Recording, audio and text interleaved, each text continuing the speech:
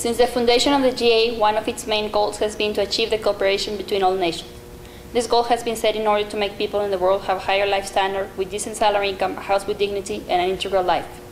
Markers like the Gini Index and ODA, which stands for Official Development Assistance, has been formed in order to know the equality of wealth among people of a country and to measure how much aid a country is providing for others. Many countries are not able to help when they are asked to by many reasons, like poverty, a natural disaster, crime problems, etc. Main economies sometimes seem to do all the work, and that ends with unsatisfying results, very different from what was planned.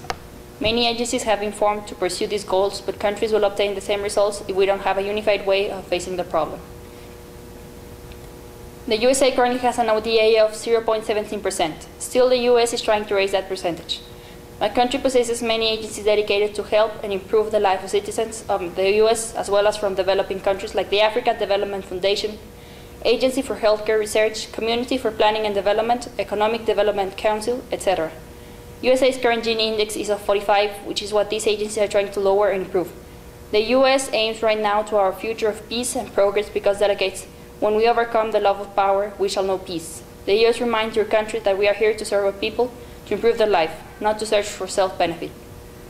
The US has reached a viable solution that will create a boost in economy in developing countries that are the ones that are most affected by poverty and hunger problems. Peace and progress being our motto, the US presents its Adopt a Country solution, which will create jobs, raise life standards, etc.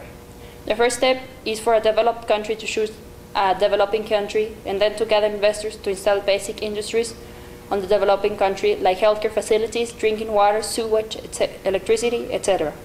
And then send supervisors from the developed country producing workers, people from the adopted country.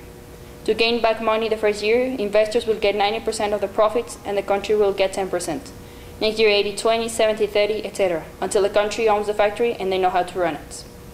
That way the investor country will gain back what it invested and a little extra, and the whole country will gain more jobs, better life for its people, and basic services.